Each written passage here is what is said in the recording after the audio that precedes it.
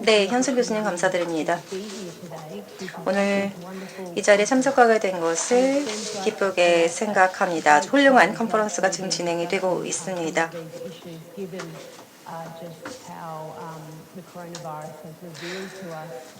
코로나19 사태를 통해서 지금까지 우리의 디지털 시스템에서 여러 가지 문제점들이 더욱더 부각돼서 나타나는 것 같습니다. 그리고 우리가 이것들을 깨달을 수 있게 되었죠.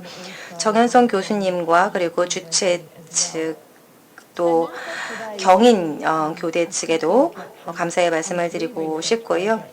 일단 제가 세 가지의 리서치 프로젝트를 지난 3년 동안 진행을 해왔습니다. 저희 이제 네일이라고 하는 제 동료와 함께 이 프로젝트를 진행을 했었고요. 프레젠테이션에서 저희가 초점을 맞췄던 것은 교육 프로그램에 있어서 어떤 것이 작동하고 어떤 것이 작동하지 않느냐 하는 것이었습니다. 또 우리가 온라인상에서 우리 아이들의 프라이버시를 어떻게 지켜낼 수 있을 것인가 하는 부분이었습니다. 하지만 아이들의 프라이버시가 프로파일링이라든지 아니면 트리킹 아니면 예측 분석 등을 통해서 침해가 되고 있죠. 장기적으로 그리고 단기적으로 이런 부분들에 대한 영향이 이 디지털 프라이버시 차원에서 온라인 활동을 할 때 일어나게 되는 것입니다. 그리고 지금 여론은 상당히 이런 부분들이 예민하다고 할 수가 있습니다. 모든 것들이 데이터화가 되었을 때 이슈들에 있어서는 예민해질 수밖에 없는 것인데요. 디지털 기기가 많아지고 있고 플랫폼도 많아지고 있고 또 여러 가지 감시 카메라들이 도시의 곳곳에서 설치가 되어 있으면서 AI를 활용한 그러한 여러 가지 프라이버시가 침해될 수 있는 상황들이 있을 수 있는 것입니다. 학교라든지 아니면은 공항의 디지털 시스템도 많이 있는데요. 지나치게 과잉적인 디지털 시스템의 속에 이제 우리가 살아가고 있다라고도 볼 수 있습니다. 그래서 데이터가 어떻게 취합되고 또 저장되는지 이런 부분들을 우리가 미리 또 처리가 되는지를 알아야 될 거라고 생각을 하는데요. 이 개인들의 행동들을 이 퍼스널 데이터가 이제 퍼스널 데이터가 사용되는 방식을 보면은 개인들의 행동들을 우리가 알 수가 있고요. 또 많은 측면에서 이런 관습들도 이 개인들이 어떤 루틴을 갖고 있는지 이런 부분들도 알 수가 있는 것이죠. 그래서 이 데이터화라고 하는 것은 사실상 자유민주주의의 어떤 위협이 될 수 있다라는 것입니다.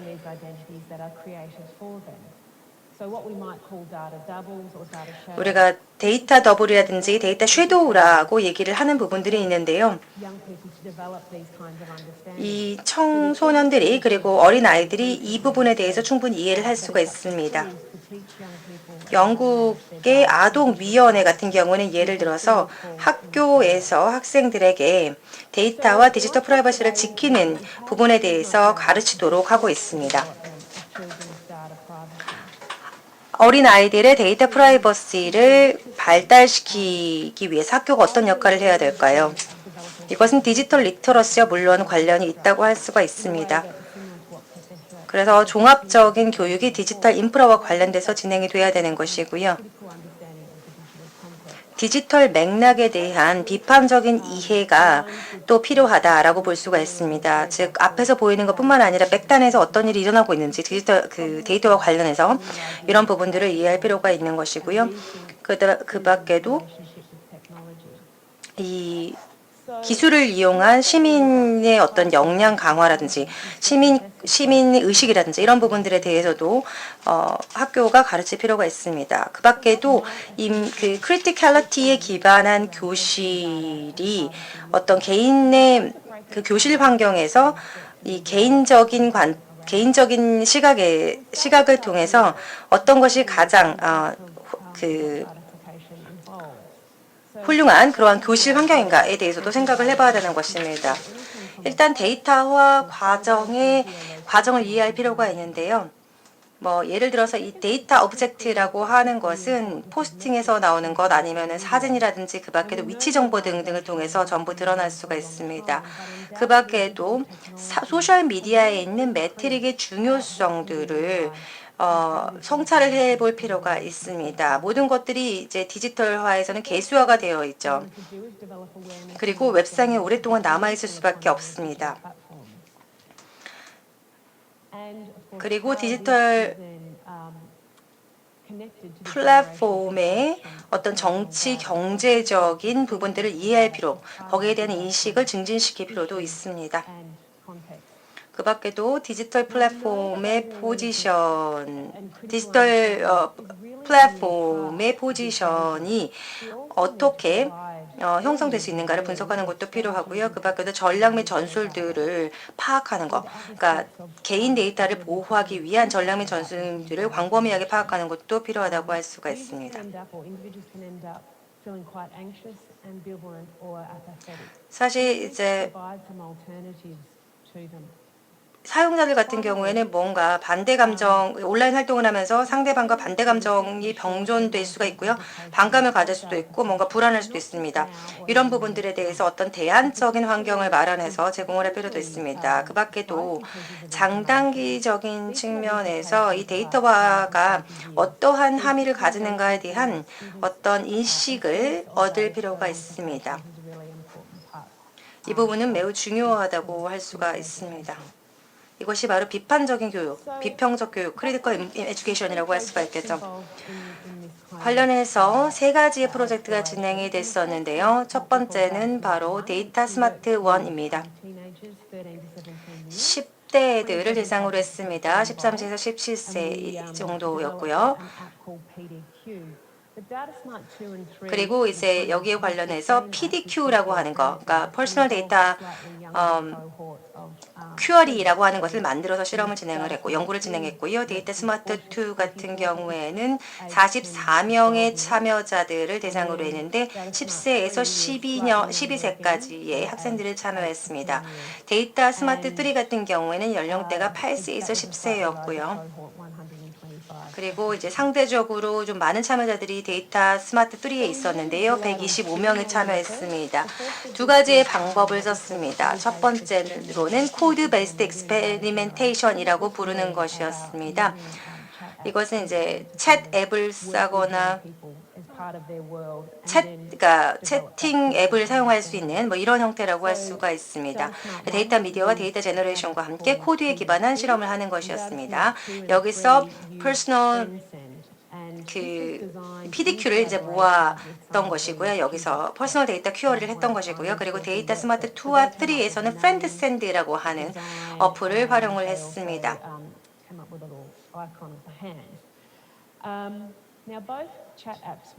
이 두 가지 PDQ라고 하는 것과 프렌드샌드라고 하는 채팅 같은 경우에는 당연히 그룹을 만들어서 단체 이제 채팅을 할 수도 있는 것이고 개인적으로 채팅을 할 수도 있었습니다.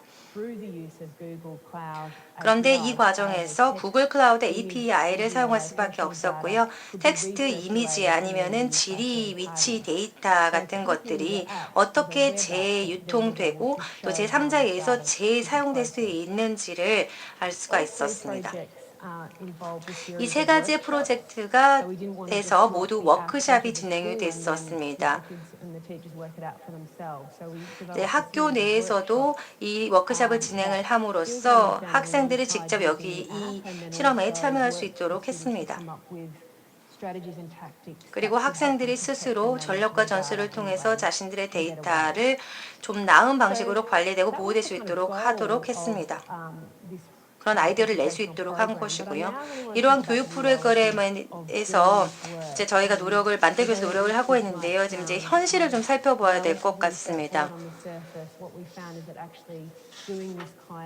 이런 형태의 코드 기반의 실험들을 학교에서 하고 있는데 사실 이것이 이제 학교 내에서 실제로 어떤 실현이 되고 또 결과를 가져오는 것이 좀 어렵기는 합니다. 개인 데이터를 머티리얼라이징 하는 것, 즉 어떤 구체화시켜서 직접 살펴보도록 하는 것, 그것들이 어떤 프로세스를 거쳐서 처리가 되는지 이런 것들 살펴보도록 하는 것이 필요한데요. 일단 개인적인 데이터들은 프로파일링이라든지 아니면은 트래킹과 같은 것들이 이루어지고 있다는 것을 알 수가 있었습니다. 이게 그 대시보드의 스크린샷인데요. 위치 정보가 나와 있고요. 개인 정보도 나와 있습니다. 이게 제 로케이션 데이터인데요. 여기 이제 빨간 점들이 어디에 보이는가를 보면은 제가 어디에 살고 있는지를 여러분들이 추측해낼 수가 있겠죠. 그래서 대시보드에 있는 정보를 통해서 실제로 여러분들이 주소를 직접 알려주지 않더라도, 웹사이트에 알려주지 않더라도 여러분들의 위치 정보가 거기 뜨게 된다고 하면은 많은 회사들이 뭐 여러분이 어떤 학교를 다니는지 아니면 어디 살고 있는지를 알 수도 있다는 것입니다. 그리고 또한 이제 학교라고 하는, 교실이라고 하는 곳에 있어서의 집단주의적인 정서나 기풍이 있는 반면에 실제로 네트워크 상에서 개인들이 만났을 때는 어떤 암묵적인 개인주의가 있다. 그리고 이 두 가지가 어느 정도의 상충된다라는 것을 알 수 있었습니다. 즉 물리적으로 교실 공간에서 만났을 때랑 소셜미디어라는 툴들을 통해서 가상 공간에서 만났을 때 어떤 정서적인 어떤 상충이 있었다라는 것이죠. 그래서 소셜미디어가 실제로 집단들을 형성하고 네트워크, 커뮤니케이션을 위한 네트워크를 만들고 있고요. 또 만들고 있긴 하지만은 어떤 개인들이 이것들을 전부 결국은 개인의 차원에서 이러한 부분들을 대하고 다루기 때문에 이런 차이가 있는 것 같습니다. 그래서 소셜미디어를 어떻게 어떤 집단주의적인 정신을 가지고도 사용할 수, 그런 감각들을 가지고 사용할 수 있을 것인지 이런 부분들에 대해서 생각을 해볼 수 있을 것 같습니다. 이 데이터 프로세싱 툴 같은 경우는 사실 소규모로 사용되도록 만들어진 것은 아닙니다. 지금 여기 보시고 계신데요.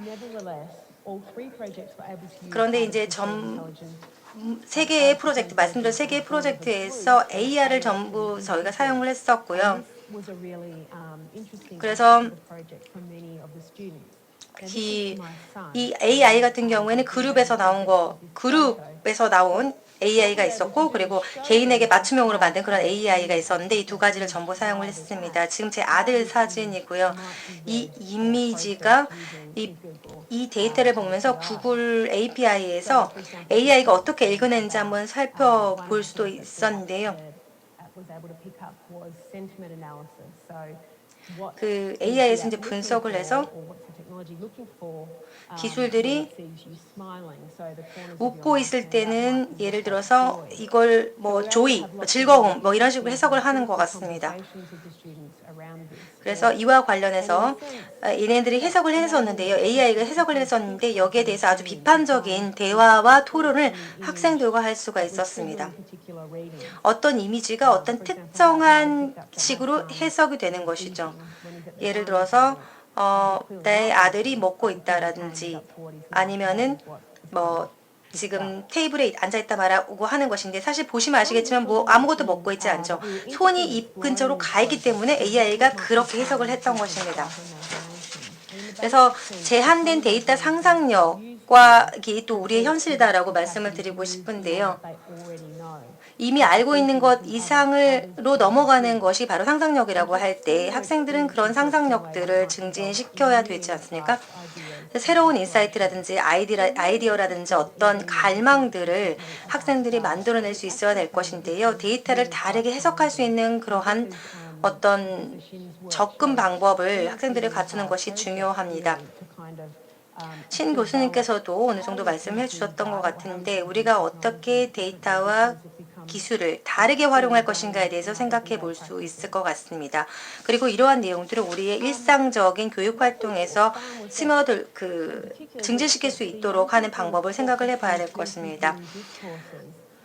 아이들이 이제 어떤 여러 가지 담론들이 있는데요. 5개의 인터넷 세이프티 담론이 있었습니다. 8세에서 10세 정도의 아이들은 이른바 이제 세이프티 메시지라는 것을 만들기도 했고요. 이 세이프티에 관련된 여러 가지 담론들을 살펴보면 디지털 플랫폼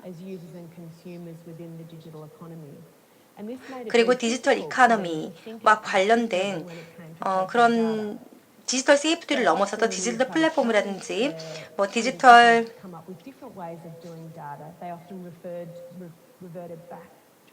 뭐 풋프린트와 관련된 그런 내용들도 이야기가 되고 있다는 것을 알 수가 있었습니다만 학생들의 대부분은 상상력이 풍부하다기보다는 여전히 인터넷과 관련해서는 이 세이프티와 관련된 부분에만 생각이 많이 국한되어 있다는 것을 알 수가 있었습니다. 또한 데이터 스마트 2와 3 프로젝트에 참여했던 학생들을 살펴봤을 때요.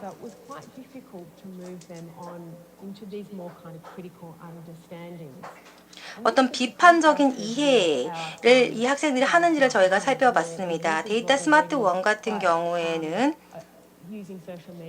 소셜미디어를 이미 잘 활용하고 있는 그룹이잖아요. 그래서 좀 더 비판적인 이해를 이 스마트 1 그룹 1에서 행하는 것이 더 쉽기도 했었습니다. 여러 가지 이모지를 활용한다든지 친구들에게 이제 대화를 하는 그런 부분들에 대해서 그룹 1 같은 경우에, 그러니까 스마트 1 같은 경우에 좀 더 쉽게 비판적인 이해를 할 수 있는 부분이 있었습니다. 왜냐하면 기존의 SNS를 이미 사용하고 있었기 때문에 그것이 더 쉬웠던 것 같고요. 그리고 5번째로 이러한 대안적인 테크 전술에 찬물을 끼얹는 것들이 있다라는 점을 말씀을 드리도록 하겠습니다.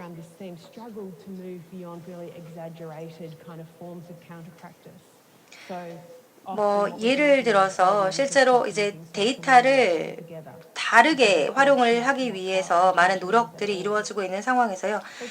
최초의 디자인 워크 그룹 같은 경우에는 실제로 너무나 지나치게 과장된 그런 형태로 뭔가를 만들어내는 것이 문제라고 할 수가 있었습니다. 즉 예를 들면 소셜미디어를 전격으로 사용하지 못하게 한다. 기존의 것들을 이런 부분들, 뭐 계정을 삭제한다. 이런 것들이 이제 좀 과장된 그런 부작용이었다고 할 수가 있습니다. 그리고 크리티컬 디지털 에듀케이션이 학교에서 어떤 식으로 행해지고 있고 어떤 어려운 점이 있는지를 한번 살펴볼 수가 있었는데요. 위험이라든지 아니면은 어떤 리스크적인 측면에서 이러한 SNS를 사용하는 것, 그 다음에 데이터화에 대해서 생각을 하는 그런 경향들이 학교 내에서는 많이 있었습니다. 하지만 이런 데이터화에 대해서 좀 더 다른 뉘앙스를 가진 그런 이해를 해 나갈 필요가 있는 것이고요. 그것이 지금 현재 좀 현실적으로는 그렇지 않은 상황인 것 같았습니다. 그리고 또 교수들이 프로파일링이라든지 프라이버시와 관련돼서 학생들에게 가르치고 싶어 하는 마음이 들도록 하는 것도 중요하다고 할 수가 있습니다. 그것이 이제 두 번째의 어떤 학교가 직면하고 있는 어려운 점, 그러니까 크리티컬 디지털 에듀케이션 관련된 어려운 점이고요. 그리고 세 번째로는 바로 기술적인 어려운 점이라고 할 수가 있습니다. 인터넷이 안 된다거나 아니면은 노트북이 없다거나 뭐 이럴 수가 있는 것이고요. 그리고 네 번째로는 바로 소셜미디어를 사용하고 있는 그 소셜미디어 사용 윤리라고 할 수가 있습니다. 이제 데이터 이코노미에 대해서 비판적으로 바라볼 필요가 있는 한편 우리가 실제로 이 데이터 이코노미에서